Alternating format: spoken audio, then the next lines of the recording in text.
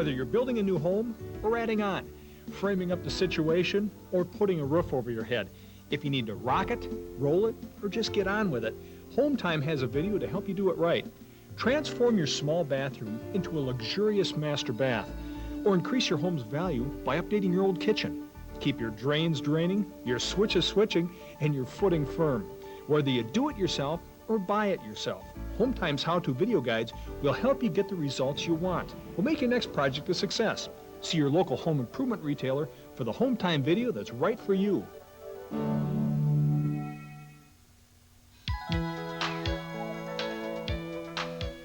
Hi, and welcome to Home Time. I'm Dean Johnson. And I'm Robin Hartle. In this videotape, we'll be showing you a variety of drywall projects with step-by-step instruction on hanging the drywall and on finishing the seams. We'll also show you some special drywall situations that you may encounter in your own projects. And all that starts right after this. Home Time is made possible by Chevy full-size pickup, the most dependable, longest-lasting full-size pickup on the road.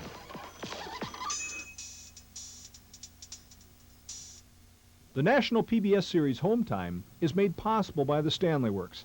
Since 1843, Stanley has been committed to building quality tools and other products to help you do things right. At Home Time, we believe the best way to get the job done is to use the finest tools. And this Chevy full-size pickup is one of our favorites. Equipped with an optional Vortec 5700 V8 engine, it generates 255 horsepower and 330 foot-pounds of torque to power you through the toughest jobs. And with the optional third door, you've got lots of room for all your other tools. And friends to help you use them. At home or on the job site. For work or play, it's no wonder we at Home Time count on Chevy full-size pickups. The most dependable, longest-lasting full-size pickups on the road. The term drywall refers to a building product officially known as gypsum board. It replaced plaster as the most common ceiling and wall covering about 30 or 40 years ago. The sheets consist of a gypsum core, which is similar to plaster, and a thick paper surface on the front and the back. The paper on one side is coarse, and that goes against the framing. The finished side is smooth, and it accepts paint or wallpaper after the proper preparation. For this ceiling, we're using panels that are 4 feet wide, which is the standard width, and 12 feet long. We've rented a special drywall lift to help us work on the ceiling here. You'll see more on its operation later in the tape. We use it to raise the sheets up to the ceiling framing and to hold it while we nail in the edges. In a typical job, you nail the edges in and screw in the middles. That gives you a quick idea of some drywall basics. What we want to do now is show you a project Dean did with Joanne Liebler, where they go into more detail on the steps involved in hanging drywall.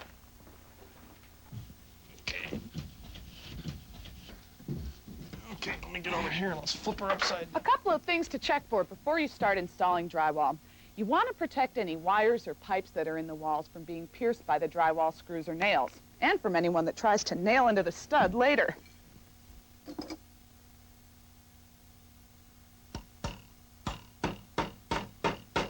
Small metal plates should go over any wires or pipes that are within 1 1/4 inch of the edge of a stud. This is a code requirement. And you want to make sure that there are nailers at every corner. No edge of drywall should go unsupported for more than 2 feet. There are several types of drywall. It comes in different sizes, thicknesses, and with many different properties. And there's more of an explanation on this in our project guide. But for the most part, our work will be with 4 by 8 sheets of drywall that are a 1/2 inch or 5/8 inch thick. When you order your materials, make sure you have them delivered to the room where they're needed. Your supplier will usually have a truck with a boom on it, and you can actually bring the sheets in through a second-story window. Okay.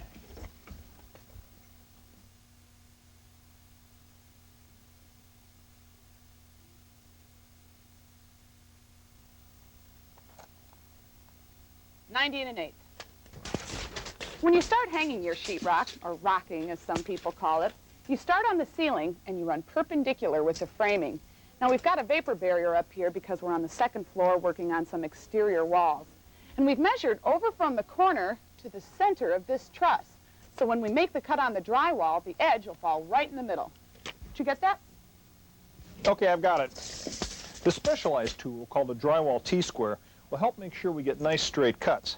What I do is just move it over to the mark, get it in position like so, and I take my utility knife and run that along the edge, like so.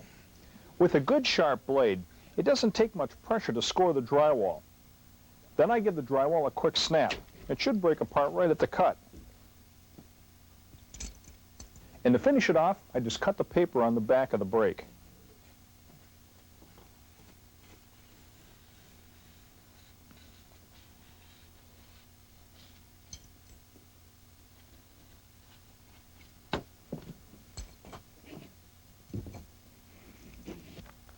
Before we put any drywall on the ceiling, I've marked the location of where each truss is on the top of the wall.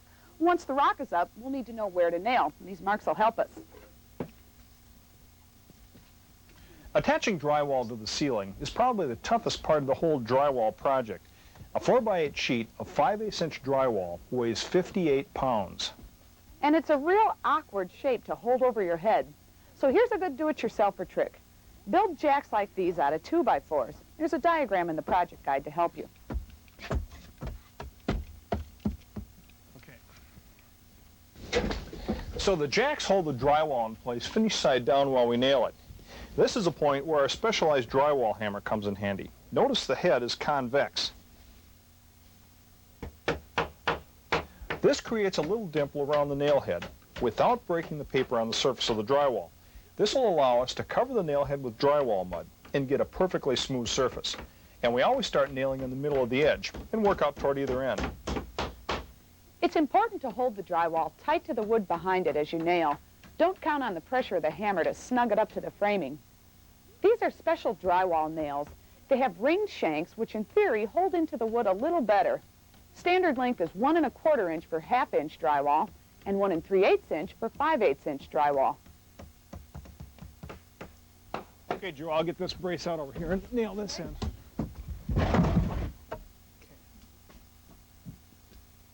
Along the short side, where the drywall is backed by framing all the way along the edge, we put nails in every 8 inches. Our second sheet will fill in the rest of the way to the wall. Okay, there we go. That looks so good. When you're nailing the edges of a piece of drywall, make sure that the nail is at least 3/8 of an inch back from the edge. Any closer and the drywall might fracture. And the joints between pieces of drywall don't have to be perfect. They should be snug. But you may find that where two cuts meet, there may be small gaps, and these are okay. Now we're ready to measure and cut our third piece, which starts our second row. This row starts at the other end of the room from the first row. And this is so the butt joints between the sheets don't line up from row to row. Now this is the first sheet that we have to measure and cut for a light fixture. And it's nice having a partner to help out on this. Joe, figure 6 1/2 for the diameter. 6 1/2. All righty. And Got 20 that. And 28 1/4 from the end of the sheet. All right. And 28 1/4, so that would be 31 1/2. 38 1/2 from the side. I'm sorry, 38 1/2? Yep, 38 1/2 from the side. 41 3/4.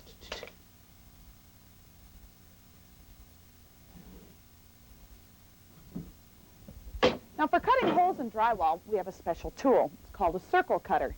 And I've already adjusted it so it's at the proper diameter. And now we've also located and marked the center of the hole on the drywall. So now we can just make our cut. You turn it around a few times and it scores the outline you want in the drywall. Then you can break the piece out with a hammer.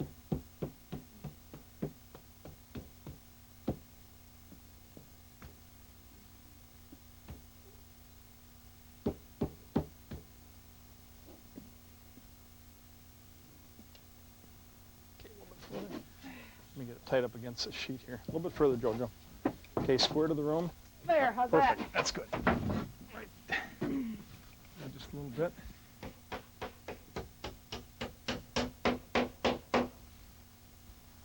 If the electrical roughing's been done properly, the bottom of the fixture should be fairly close to flush with the bottom of the sheetrock. So you can see it's important to know the thickness of the sheetrock before you install your fixtures and boxes during the electrical roughing.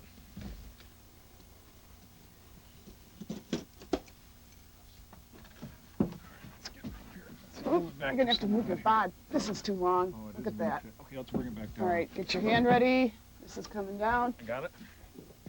There we go. Now this piece was cut a little too long, Dean. So at moments like this, it's handy to have an open screen rasp. And then you can just shave a little bit off the side until the piece fits. Like so.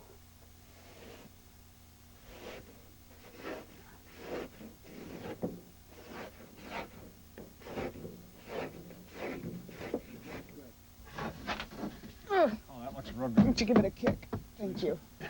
Okay, we have to get it over just a little bit. Okay, that ought to do it there. Now, making a cut along the length of the drywall can sometimes present a few problems. First of all, you're probably not going to find a T-square that's 8 feet long. You can find a straight edge that's long enough. You can hold that against the sheet and then run your knife along the top of that. Or you could snap a chalk line and then use that to guide your knife. Unfortunately, sometimes the blue or red chalk will bleed through the paint once the wall's painted. The method we prefer using is to take our tape measure and mark the measurement using our left hand. And with our utility knife, we place that at the end of the blade, lay that up against the drywall, and start scoring the bottom edge. Now, as we do this, we'll end up with an exact 18-inch measurement. Now, it's important as we do this to make sure that we keep our tape parallel to the end of the sheet. We don't want any motion like this at all going on. This will give you a pretty straight cut. It's not super accurate, but it's good enough when you're hanging drywall.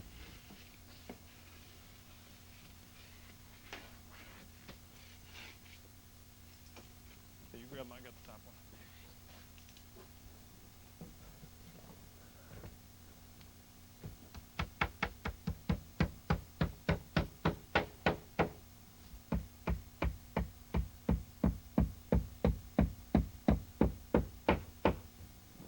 Building codes and common sense will tell you that you need more than just nails along the edges to support each piece of drywall. So we're securing it in the field, 3 places along each truss. One way to do this is to double nail. 2 nails go in about 2 inches apart. That means 6 more nails along each truss. And you have to eyeball where you nail pretty carefully to make sure you hit the truss.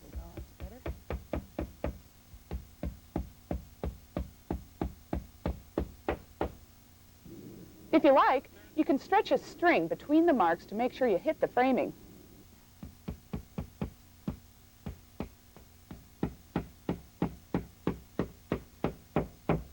An alternative to nailing is to use drywall screws and a screw gun.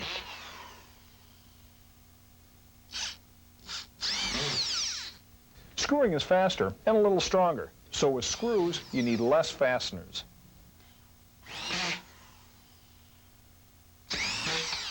Generally, you need either 1 screw or 2 nails every 12 inches along the framing, but check the project guide for exceptions to this rule.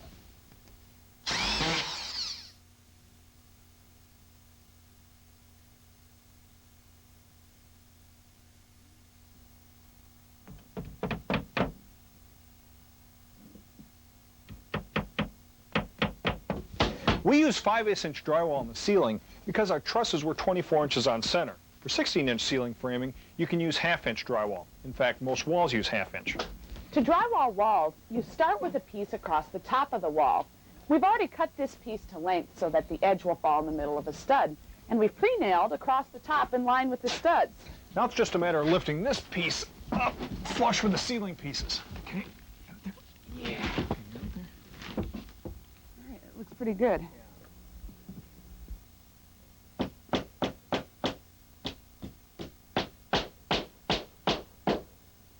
See how this thing fits here.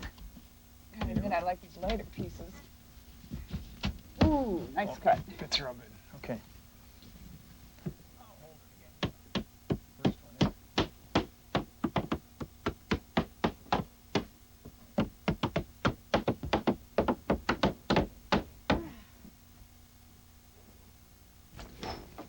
You don't have to wait until all the sheets are up before you go back and put your screws or nails in the field. There you go. In fact, in some ways, it's easier to do it now. Well, you can still use the stud to line up where the screw should go on the sheet.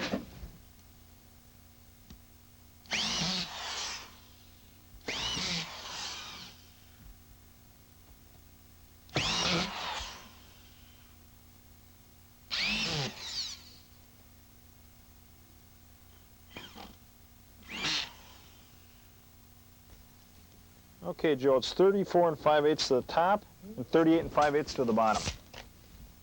Okay, 38 5/8? Right. All right. As we get the first piece for the bottom of this wall ready, we can show you another tool that's used in drywall work, the keyhole saw. With a keyhole saw, you punch the tip through the rock to begin sawing. This is the best tool to use to cut holes for rectangular electrical boxes. Punch the saw in at the corner to cut along each side.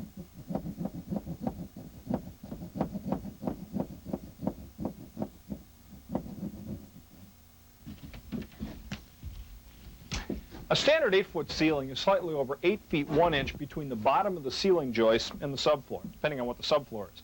So a combination of the 5/8 inch drywall on the ceiling and these two 4-foot sheets still leaves us with a gap of about 3/4 inches. So we're going to put that gap on the bottom of the wall here where it'll get covered up with baseboard, and we'll have a snug joint right here between the two horizontal pieces of drywall. And these levers are designed to lift the drywall up from the floor.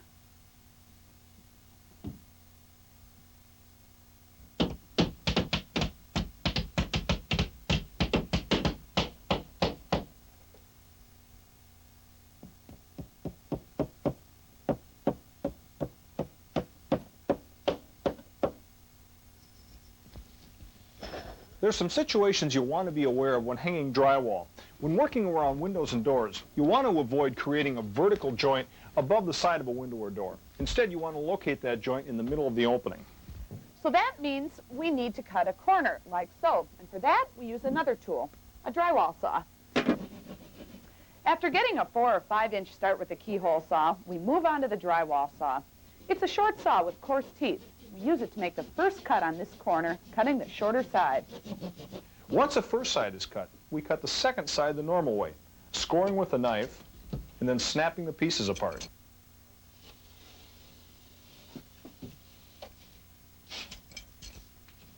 Ready? I'm ready.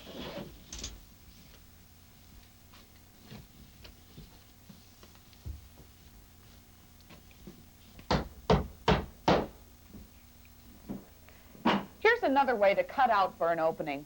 Now we put an entire piece of drywall over this closet door opening, and using the drywall saw and the framing as a guide, we can just cut our outline.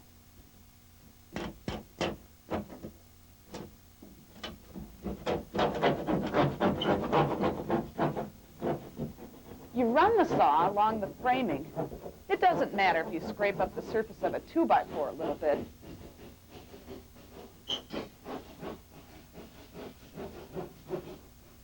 Oh, okay, let me make a slice up here. Okay, Dean. You got this one? You bet. Let's try on the other one over here. All right, Joe, 4.5 inches. Okay. When working on closets like this, it's important to know ahead of time if you're going to have a full wood jamb or a half jamb. If you're going with a full wood jamb, you just leave the sheetrock just the way it is. With a half jamb, which is the way we're doing it, we'll still want to stick one more piece of sheetrock on.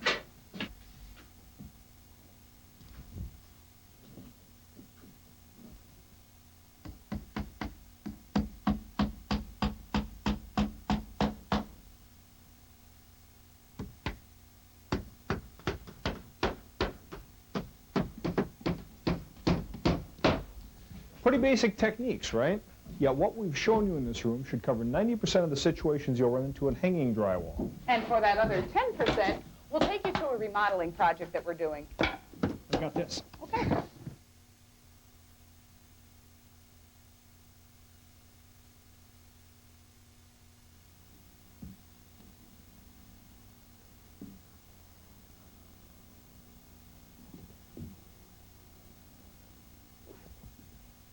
We're starting with some oddly shaped pieces in this situation.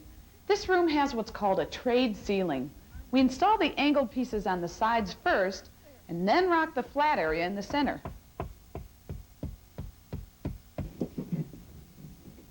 Okay. Cutting angled pieces like this requires some special measuring. This piece is already cut to width and length. Now we want to take it from this piece down to the bottom in the corner. And the first measurement we take is from our last piece to where the angle begins. Okay, Joe, 19 1/4 for that one. All right, 19 1/4, you say? We transfer that dimension to the sheet. Chalk? Normally you try to avoid using a chalk line to mark drywall because the chalk will sometimes bleed through the paint on the surface. But for this angle, it's about the only way.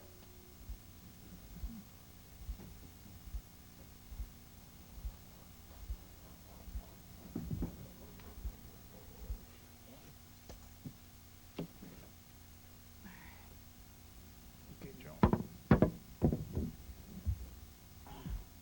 Okay, that's it right there. Like a glove.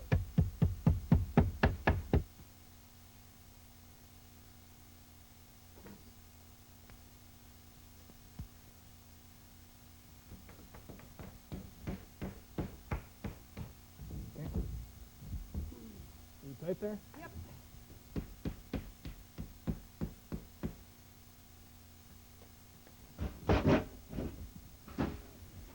Here's a tool that you might want to consider renting for your drywall work.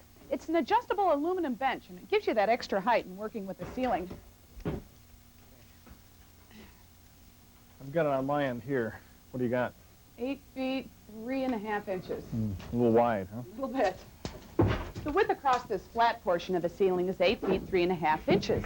So if we were to use 2 4-foot wide sheets of drywall, we'd have a leftover strip about 3.5 inches wide.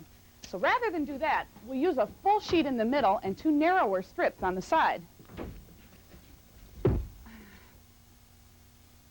The first piece along one side is ripped to about 2 feet wide, and we install it with a cut side along the outside edge of the area. The second piece is a full 4 feet wide.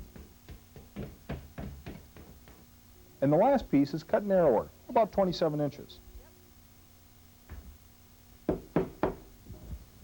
When mixing full sheets and sheets that have been trimmed along the longer edge, it's important to put the tapered factory edges together and the cut edges along the outside of the area that you're hanging.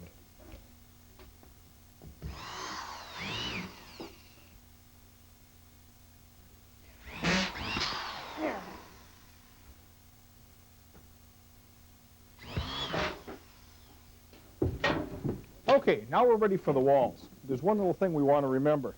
This is a pocket door frame, and once we install the drywall over the top of it, a door will slide in and out of this pocket. When we go to install the drywall, we don't want to use screws or nails longer than 1 inch. They're going through a 1/2 inch of drywall and 3/4 of an inch of frame. So we don't want the tips of the screws coming through this frame and scratching the door as it slides in and out. Okay, you want me to hold that?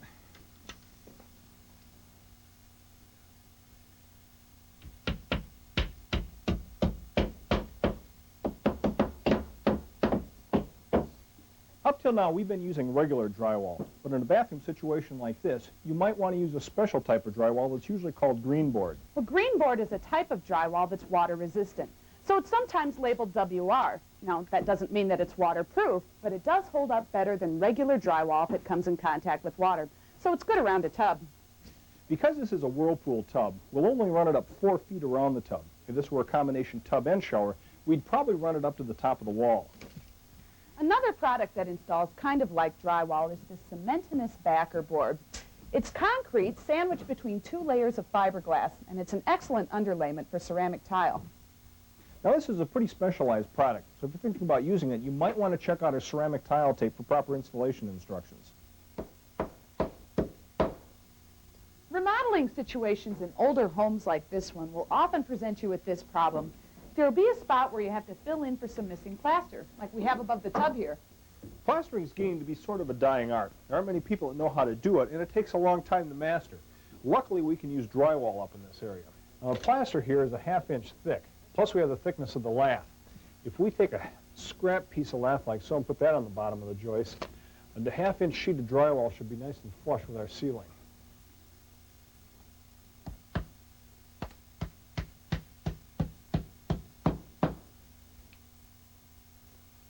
The old plaster has to be cut off cleanly. You need a straight edge to butt the new piece of drywall up to. If you've prepared everything right, putting up the drywall itself is simple.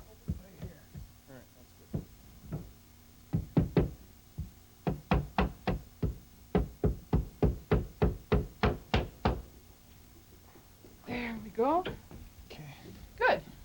Now, unless you happen to be a giant, getting drywall up to the ceiling can be tough. So if you've got high ceilings, it might make sense to rent one of these rigs. This is called a drywall lift.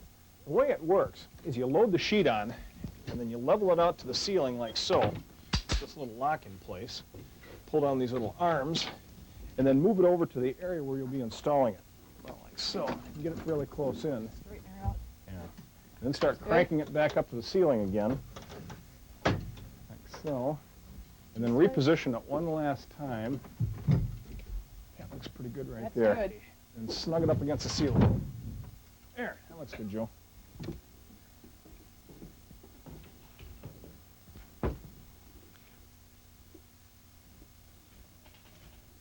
Right there, Joe. All right. Bring it up. Now, if you do rent equipment like this, be sure to get complete instructions from the rental center on its operation. Now, we have a few peculiarities here with the ceiling. You're going to run into these in just about any remodel situation. We have a steel beam running down the middle of the room, so we planned our sheets of drywall to bridge the gap over the beam. You'll find this isn't the greatest nailing surface.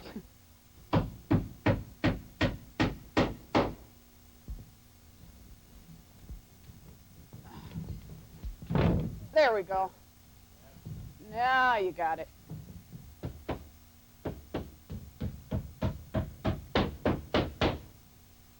There we go. Now over here where the old house meets the addition, the joists run in different directions. So we want our sheetrock to run in different directions too. The goal, of course, is to have your sheetrock running perpendicular to your joist. Now the area along here will see some movement, so we don't want to put the joint for our sheetrock right here. It could crack. So we'll just move the joint down a joist. Okay, Joe, you ready for this? You bet. Go ahead. Crank it up.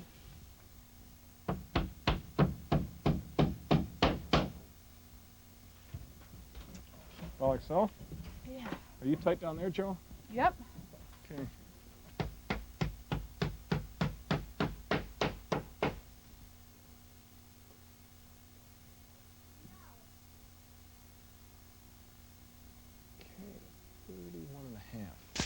Well, we have one tricky spot left. Eventually this pipe here will be covered with a soffit. We'll drywall over the top of that. But for the time being, we want to rock inside of the soffit as a fire stop. This is in case if there's ever a fire in the soffit here, it can't spread up through the floor joist and then throughout the room. So this is a little bit of a cut and paste job, but we don't care what it looks like because eventually it will be covered by the soffit. 9'2". Well, obviously, 4x8 sheets of drywall work best in rooms where the ceilings are only 8 feet high.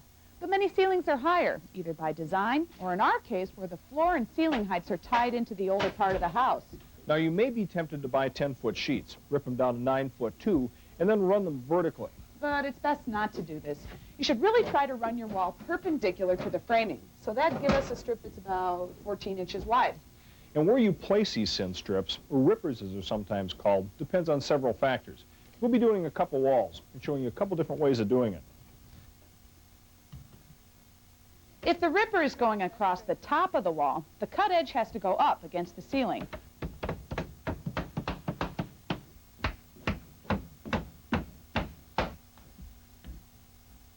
We put a full sheet up now on the next row down. This way we can measure and cut accurately for the second ripper along the top. We lift the bottom piece into place with foot levers and leave about a ½ inch gap at the base of the wall.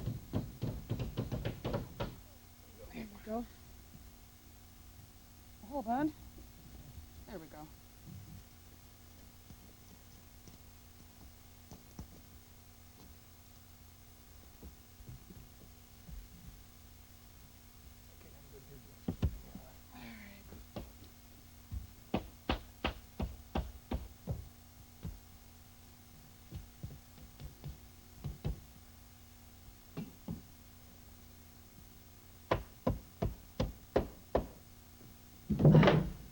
Now here's what we've decided to do on these 3 walls.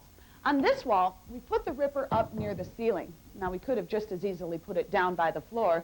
It totally depends on where you feel like working when you tape the joints. So we've got a joint here and a joint at about waist height.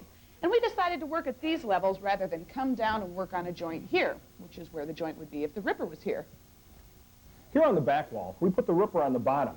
This way the fireplace breaks up our joint. We end up taping 2 short joints rather than a long one across the entire wall. And here on the 3rd wall, We put a full sheet in the middle and slightly narrower sheets on the top and the bottom. This way, both joints are broken up by the windows and the door, so we have less taping to do. There's one other situation to consider, and that's if you have a thin ripper, let's say 2 or 3 inches wide. You might consider putting that in the middle of the wall. This way, rather than having 2 individual joints to tape, you can treat it as one joint. The only downside to this is you'll have a cut end butting up to a factory edge. It's just a little bit harder to tape is all.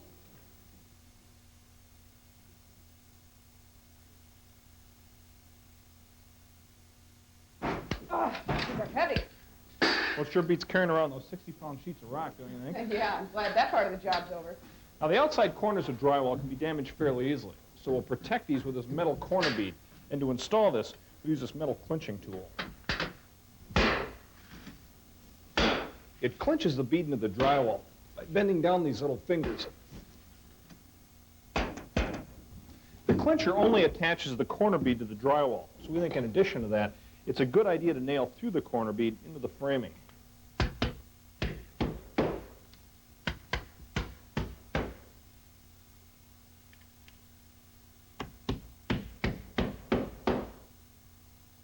For a wider angle on a corner like this, I have to spread the corner bead a little to match the angle.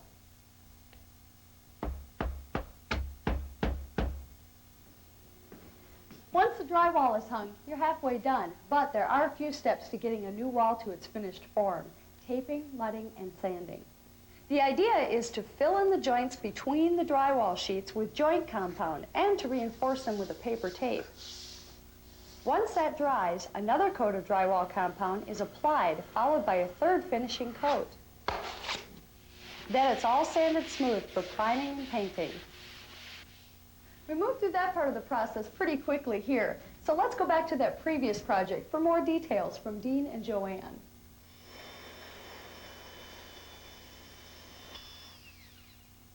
If hanging drywall is a science, then finishing the joints is an art.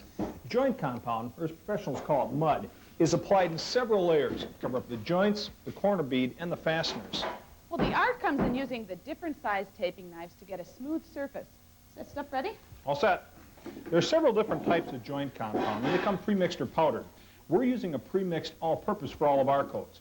Now, you can mix this by hand, but it is a lot of work. You might want to do yourself a favor and rent, borrow, or buy one of these, a 1/2-inch drill with a paddle mixer. That's because you need to stir the mud lightly every time you open the container. But don't stir too much. This can work air into the mud, and that could create little craters and bubbles on your wall surface. Drywall has a tapered edge along the long side of the sheet. When these two edges are butted together, they form a little valley called a recessed joint. This is different from a butt joint where the two square corners meet. Our objective here is to fill in this little recessed joint with drywall compound and tape to give us a nice smooth surface. The first coat is called a tape coat, and that's because we embed this paper joint tape in every joint and in every corner. First, we spread out a layer of mud over the joints. For this first coat, I used a taping knife that's 5 or 6 inches wide. I'm generous with the mud at this point. I spread out more than I need to fill the trough formed by the tapered edges. A trick to spreading out mud is to hold the knife more perpendicular to the drywall when it's full of mud, and then flatten it out as you move along the joint. This spreads the mud out evenly over the whole stroke of the knife.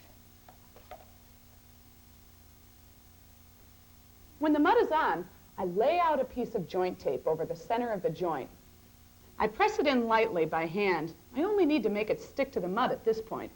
Then I go back and flatten the tape into the mud, working from the center of the joint out to the sides. You can use pretty firm pressure with this stroke, and you end up scraping off some excess mud.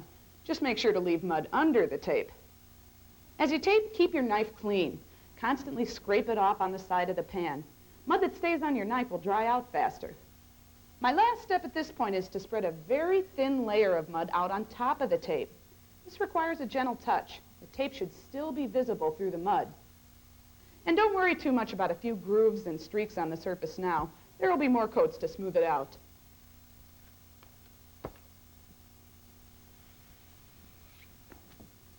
For now, we treat the recessed joints and butt joints the same.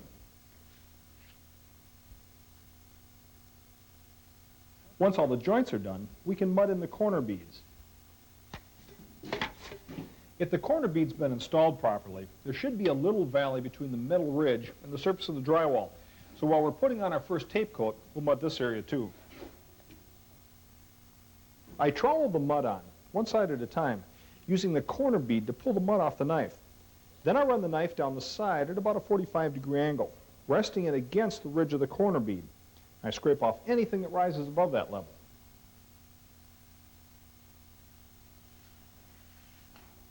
You want a band of mud about 4 to 6 inches wide on either side of the bead, and since there will be little drops of it that accumulate along the edge, you should scrape those off too.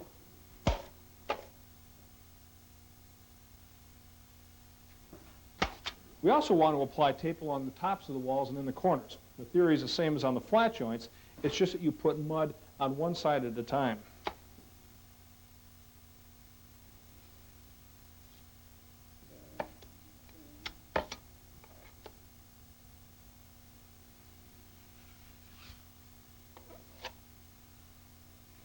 Once there's mud on both sides of the corner, I fold the joint tape in the center. And most brands come with a crease here to make this easier. Then the tape fits into the corner.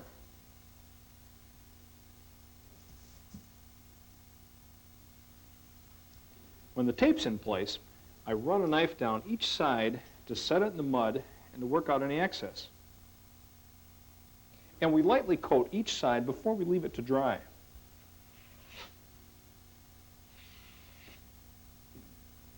Now the last thing we need to do at this point is cover all the screw and nail heads.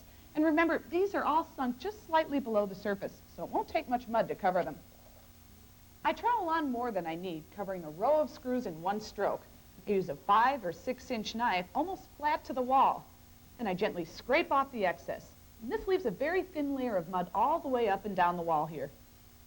The mud around the screw heads will shrink a little bit, so we'll keep coming back and mudding over them, 2 more times in fact.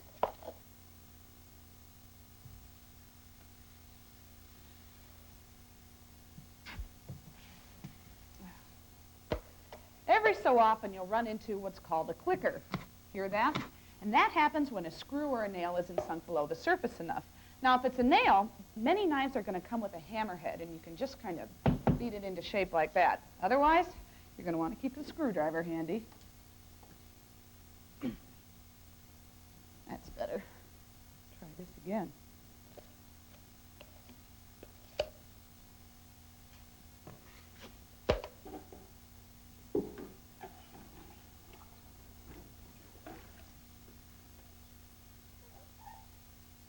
When you finish your tape coat, you need to let it dry at least overnight. And before you leave the work area, be sure to clean your tools thoroughly and throw away any excess mud that might be left over in your pans.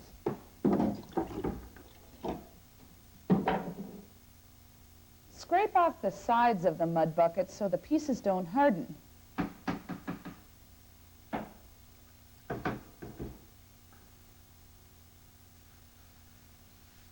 Brush down the sides and along the top, and add a little water right on top of the mud. This keeps it from drying out. If you don't clean your tools real well, you can end up with nubs of dried mud. It'll end up leaving grooves on your next coats. And we'll start those coats tomorrow, right after this first one's had a chance to dry.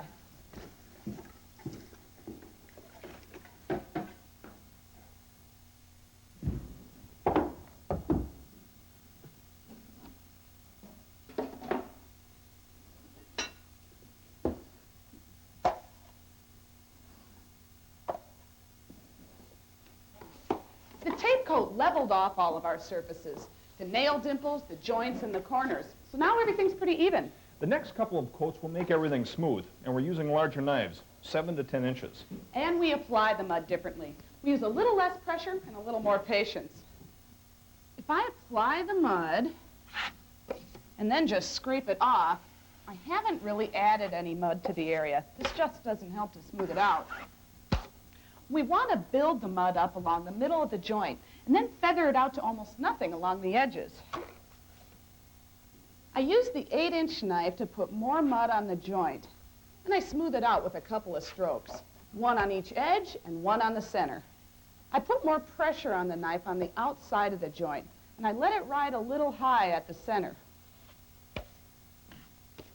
The last stroke uses even pressure. The tape itself shouldn't be visible under the mud. This is just something you have to feel, and you get more confident after doing it a couple times.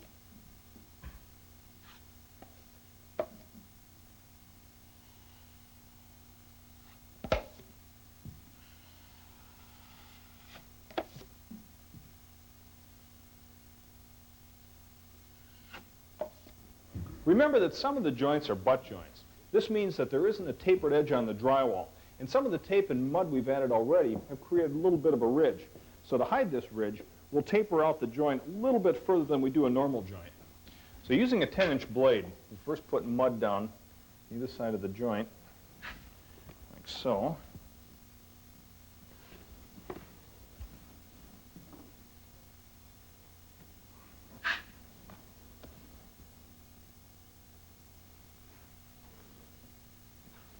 Then putting pressure on my index finger, you run the blade down the left-hand side,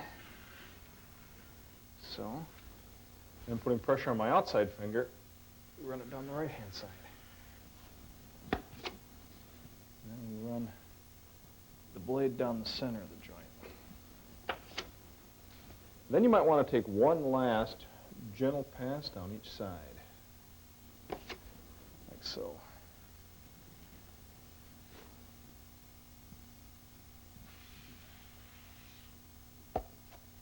The screw heads get another layer of mud at this point, too. The idea is just to put it on and scrape it off, and to fill in any depressions that might have been made by the mud shrinking around the screw head.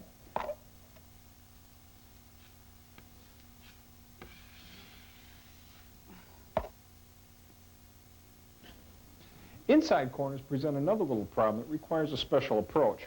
Once we've feathered one side, it's difficult to work on the next side without disturbing the side you just worked on. But one way of handling this is with a corner knife. The corner knife runs right down the corner like so, smoothing both sides at the same time. Then we come in with a blade and just take off the slight ridge that it leaves. Another way to handle inside corners, the way the pros do it, is to do your second coat on one side, let it dry, and then come back and do the other side. Now this requires some planning. To use your time efficiently, there's a pretty standard plan of attack on what areas to do when. We set up this pattern, starting with our tape coat, joints, outside corners, screw heads, and inside corners. For the second and third coats, we do all the recessed joints, corner beads, screw heads, the butt joints, and half of the inside corners. Then we can come back and fill coat the other half of the inside corners.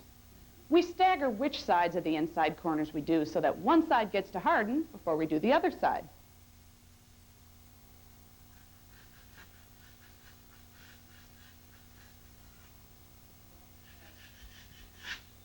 Now, before we put on the final coat, which is also called the finish coat, we scrape down the edges with a knife to smooth it out a little bit. This removes any ridges or tool marks. We want as smooth a base as possible for our third coat. We've been taking our mud pretty much straight out of the container, but many tapers like to thin their first coat or this last coat. It's really a matter of personal preference. If you do thin the mud, do it with about a cup of water at a time, and don't get the mud so runny that it falls off the knife. Too thin and you weaken the mud. Because we want to feather these joints out even farther, we'll be using bigger knives. You can use up to 8-inch knives on the screws and up to 12-inch on the joints. The finish coat is where you have to be a real artist. You don't want to leave any grooves or streaks here.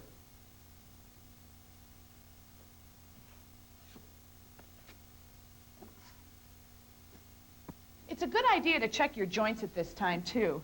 If you hold your knife in the center of the joint and there's any play on either side of it, it means that you have a hump in the middle of the joint, and you'll want to feather that out a little bit. At this point, the mud on our flat joint should be about 12 inches wide. Our corner bead should have about 6 inches of mud. There should be about a 5-inch wide stripe of mud over the screw heads. Our butt joints can have as much as 18 to 24 inches of mud. And the inside corner should be feathered out about 6 inches.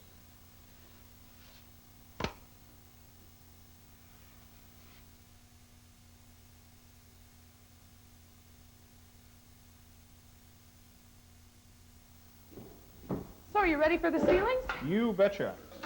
The ceilings are the most exposed part of any drywall job. You usually don't see long, continuous stretches of walls. It's usually broken up by windows, doors, pictures, furniture, that sort of thing. Yeah, but the ceiling is just hanging up there with nothing to hide it. And depending on the lighting, that extra bit of mud you might use to hide a butt joint or a screw head, well, it could show up. So we're going to do a few extra things to our ceiling, and we have a couple of options. We're going to texture some of our ceilings, and we're choosing to go with a splattered type of texture here. We rented a sprayer for this. Now we're going to dump some joint compound in the hopper. The mud can be thinned down to as much as 2 parts mud to 1 part water, depending on how fine you want the texture. There are also special compounds just for texturing. As I spray the ceilings, the mud splatters out onto the drywall. And this is pretty messy work, so be prepared to get dripped on. Some of the splatter will get on the wall, so we have to scrape up any overspray. Once the mud on the ceiling is set up for about 15 or 20 minutes, we gently go over it with a wide knife to flatten it out.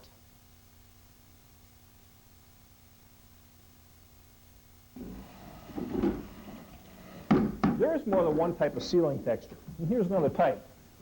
By adding a special ceiling texturing compound, you can create a different effect. The compound is part mud, part paint, and part aggregate, a small particle like vermiculite. When this is splattered on the ceiling, it gives sort of a pebble-like effect. This doesn't get flattened out. What you see here is the final surface, but it will still be necessary to scrape the overspray off the walls. Here in the kitchen and family room area, we want a truly flat ceiling, so we need to add another layer of mud. This is called a skim coat. And what we'll do is put a very thin layer of mud across the entire ceiling. And we prepared for the skim coat by sanding down all the mudded areas. There you go. To spread on this coat, I use a wide trowel.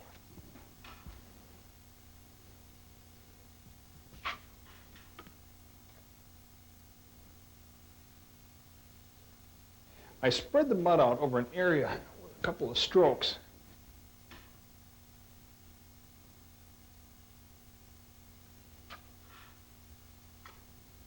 And I go back and trowel most of the mud off. I'm not trying to build up the mud. Just put a thin layer over the whole area, especially those areas where there isn't any.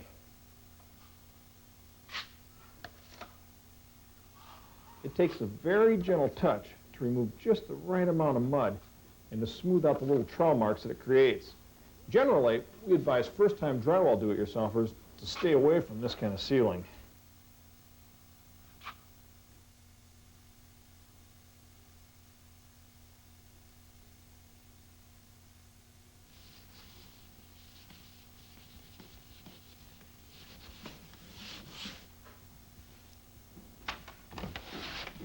Okay, all done with that room. Well, good. We're in the home stretch of our drywall work. And one of the last steps is to sand down all the mud. This removes any lap marks or tool marks or any ridges that might be left over. And you can see that it's pretty dusty and gritty work. In addition to using particle masks, we want to seal off this area from the rest of the house. The dust gets everywhere. We're using pole sanders here. The pad swivels at the end of the pole, which makes it possible to sand almost anywhere. We only sand the mudded areas. If the pad runs over the raw paper of the wallboard, it scuffs it up.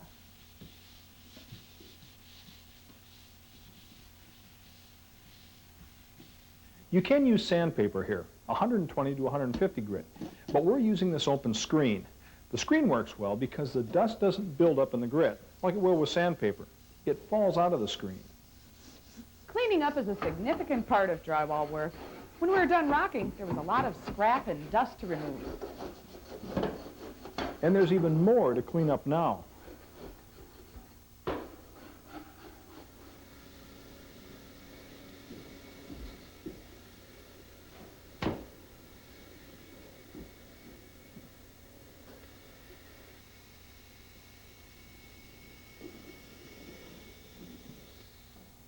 Jojo, now we're at this stage. Doesn't it feel like we finally accomplished something? Yeah, it does.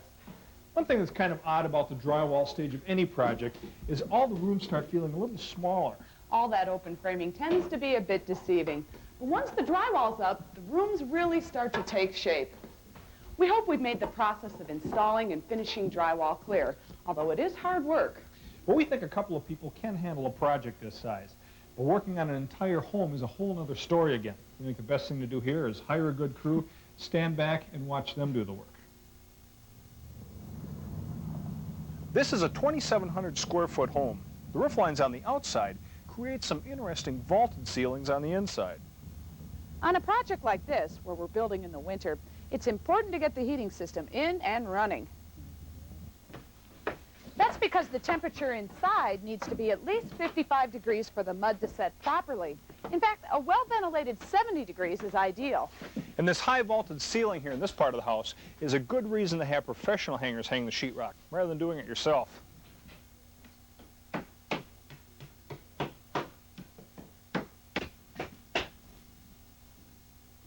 Many professional rockers are paid by the square foot, so if there's a way to make the work go faster, these guys have it figured out. Here we can see that they're using a router to cut holes for the electrical fixtures. This is a pretty sophisticated technique. They've run the router around the outside of the box to create a hole that's just slightly larger than the fixture. Well, it sure looks like these guys have done this before. You've got to do this every day to develop that smooth technique with a screw gun. It didn't take them long to get this up, huh? Yeah, all this in 5 days, that's pretty good. Now, we're using a special type of drywall here. You'll notice that it has a rounded edge, so there's more of a gap. That means that we can get a little extra mud in here. The theory is it'll make the joint a little bit stronger. It also means an extra step now that we're ready to tape. This is called the joint coat, or pre-filling. The tapers use a chemically hardening mud here that dries in an hour or two. The mud is also exceptionally hard. On butt joints, the tapers notch out a little extra at the joint so there's space for this joint coat. Then they apply just enough mud to fill the notch, but not the whole recessed joint. This round edge drywall is common mostly among professional contractors in the Midwest. And since this mud sets up quickly, the tape coat can start right away. Another tool commonly used by professionals is called a banjo. This tool holds a roll of tape and a quantity of mud, so it coats the tape with mud as it dispenses it. When it comes to taping, a professional crew makes it look so easy. There's not a wasted movement. It's kind of like dancing.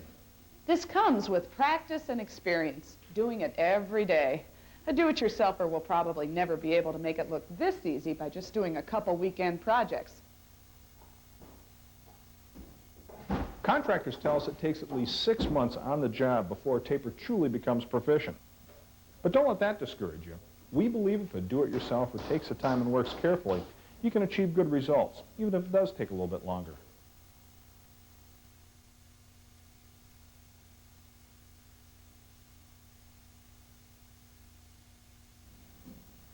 For all the sweat that you put into hanging and taping your drywall, the wear and tear of everyday living just may damage it sometime down the road. So let's take a look at a couple repair techniques. Drywall doesn't crack like plaster, but it does leave holes, like this little accident here. With the plaster wall, you'll find a backing of lath under which you can fill the hole.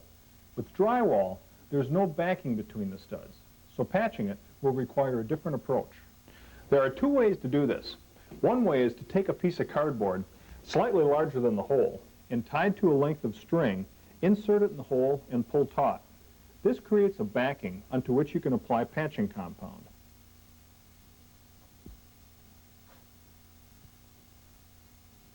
After the first coat of compound is dried, I can cut the string and go back and apply a second coat. With the second coat dry, you can apply some fiberglass tape to strengthen the patch.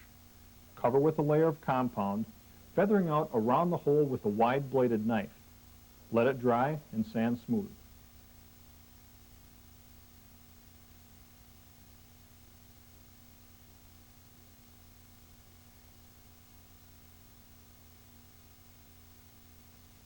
Then in our case, we'd install a doorstop to make sure this doesn't happen again.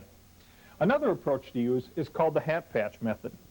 The idea here is to insert a small piece of drywall the size of the hole with some paper backing to serve as the joint tape. The first step in this process is to clean the rough edges of the existing hole. Then I cut out the patch using a sharp utility knife, and on the back side came in an inch, scored the circumference, and scraped off the gypsum, being careful not to tear off the facing paper. The next step is to apply joint compound to the hole in the wall. Then insert the patch, making sure it fits, and coat the seam around the overlap with 2 coats of joint compound, feathering out the edges to assure a smooth finish. Those are the basic steps to hanging, finishing, and repairing drywall. We have one more technique to show you before wrapping up. It's the textured sealing treatment we used on this ceiling here. It's called a knockdown sealing, and Dean handled this job just a few days ago.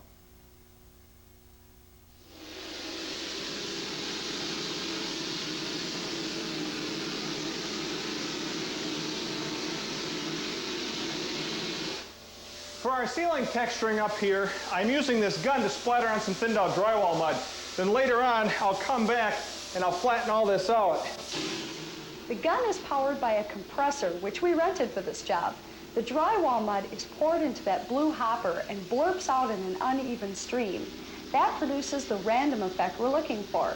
The gun can be adjusted for different effects, and polystyrene granules can be added to the mud for a different texture. It tends to splatter, but it can be cleaned off pretty easily with a taping knife.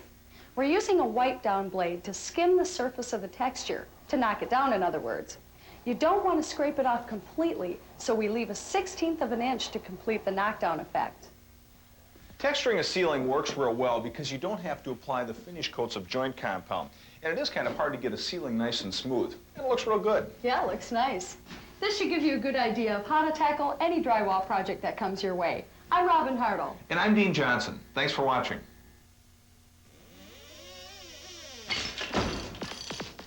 Home Time is made possible by Chevy full-size pickup, the most dependable, longest-lasting full-size pickup on the road.